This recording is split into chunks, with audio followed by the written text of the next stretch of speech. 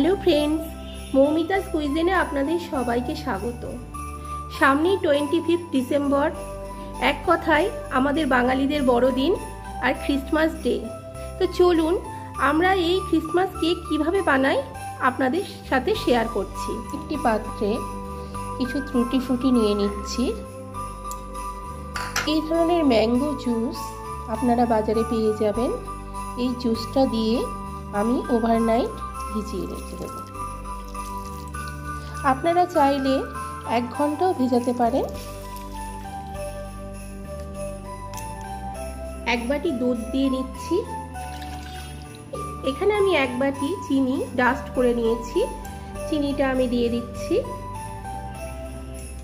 3 চামচ refined oil ভালো করে মিশিয়ে নিচ্ছি। এরপর আমি দিয়ে দেব 2 বাটি ময়দা।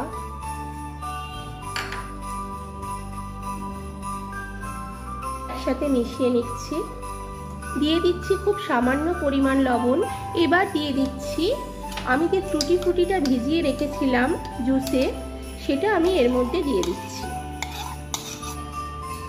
এবার ভালো করে মিশিয়ে নেব।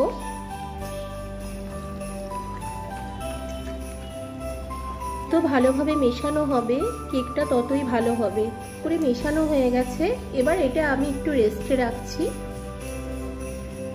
ফ্রুট কেক বা প্লাম কেকে ক্যারামেল দিলে কেকের কালারটা খুবই সুন্দর হয়।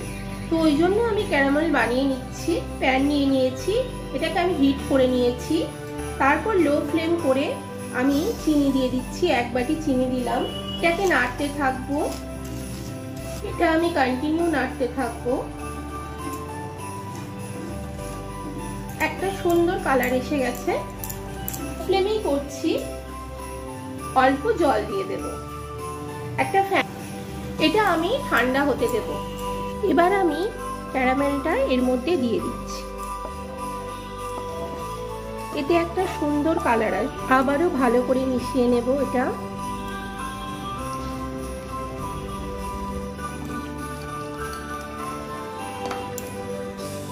দেখুন খুব সুন্দর একটা কালার এসে গেছে। এবার এতে আমি কিছু ড্রাই ফ্রুটস দিয়ে দিচ্ছি। কিছু কিশমিশ, কিছু আমন্ড, মোরব্বা, আবারও সবটা মিশিয়ে নিচ্ছি। দিয়ে দিচ্ছি বেকিং পাউডার, বেকিং সোডা আর দিয়ে দিচ্ছি ভ্যানিলা এসেন্স। আরও একসাথে মিশিয়ে নিচ্ছি। দেখুন কি সুন্দর একটা কালার এসে গেছে।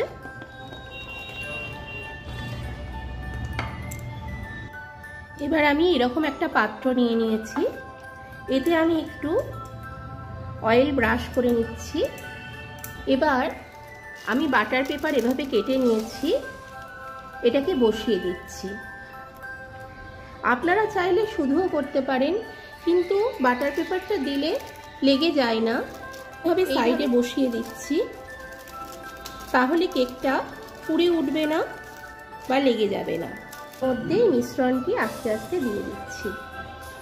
মিশ্রণটি হাফ বাটি পর্যন্ত দিতে হবে, কারণ কেকটা তো ফুলবে। সেই কারণেই পুরোটা আমরা ভর্তি করব না।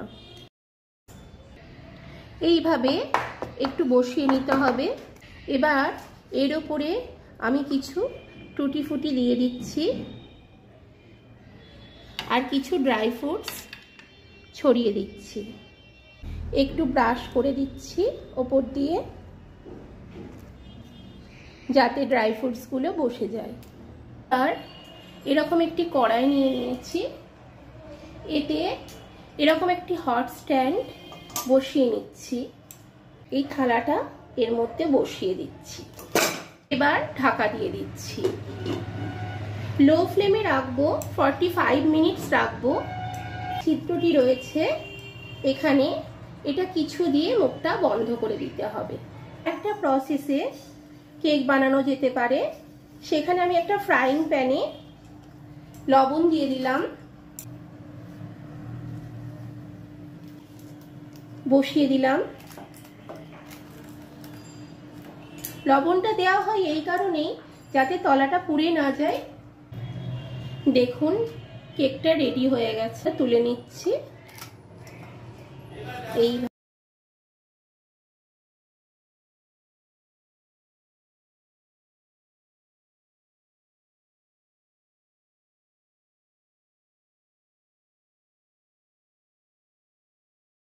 रेडी हो गल प्लाम केक और फ्रूट केक और क्रिसमास केक। केकटी सम्पूर्ण ओभेनेই तैरी करलाम। रेसिपिटी यदि भालो लागे अवश्यई शेयर करबेन, लाइक कमेंट्स करे जानाबेन। मौमितास कुइजिन चैनलटी सबस्क्राइब करे देबेन। सबाई भालो।